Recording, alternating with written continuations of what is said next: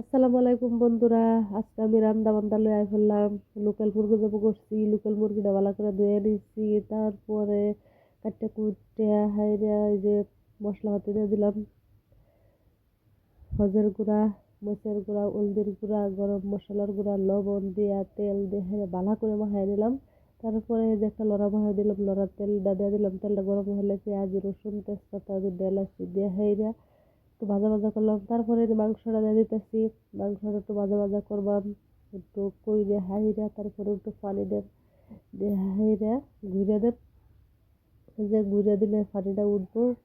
আর হেন্দে আমি আবার পোলাওটা রান্নাম, হালকা পাতলা করে পোলাও রান্নাম। আর এন্দা এই যে হেন্দা লড়া বহাইতে হেন্দে আবার মাংসটা একটু লড়াই ছাড়াই দিতেছি, একটু শুকনো শুকনো হয়েছে, মানে তেলটা উঠতে হচ্ছে। তারপরে আবার একটু পানি দিয়ে হেরে ভালো করে মজা নিলাম, যেহেতু মুরগিটা শক্ত। হেন্দে আবার ঘুরে দিলাম।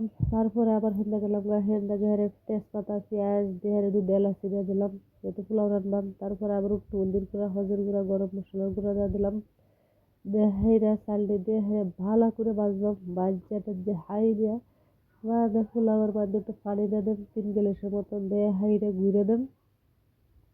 পোলাওর চালটি কিন্তু ভালো করে বাজলাম, বাজার পর দা কিন্তু পানি দেন। আবার চালটি দেওয়ার পর দা ভালো করে লড়াই চালাই দিতেছি, আরও একটু শুকনো শুকনো হচ্ছে, ভাজা ভাজা করে আনতেছি। পোলাওর চালটি ঝরঝরা করতেছি বাজ্যে বাজ্যে। তারপরে পানি দেন, এই যে 1 গ্লাস পানি দিয়ে দিলাম। তারপরে আবারও দিয়ে দিলাম পানি 2 গ্লাসের মতন, আরেক গ্লাস দিয়ে একটু লড়াই নিলাম। তারপরে এই যে আবারও পানি দিয়ে দিলাম, আবার একটু লড়াই ছাড়াই নিলাম, দিয়ে হাইরে কিন্তু একটু লবণ দিয়ে দিলাম। তারপরে আমি ঘুরিয়ে দেন। আবার এতে যে মাংসটা হয়েছে, মাংসটাও কিন্তু দেখুন লাগবো, দেখতেছি মাংসটা কোন পরিমাণে হয়েছে। এই যে মাংসটা একটু দেখতেছি। তারপরে আবার মাংসটা ঘুরে দিলাম, আবারও শুকনো শুকনো হয়েছে, মানে তেল উঠতে হচ্ছে। আবারও পানি দিয়ে দেন, পানি দিয়ে হাইরে একটু লড়াই ছাড়া হাইরে বাদে ঘুরে দেন। আর হেন্দা কিন্তু 90% পোলাও হয়ে গেছে, অল্প সময় খালি ঘুরে রাখলেই বাস পোলাও আমার রেডি।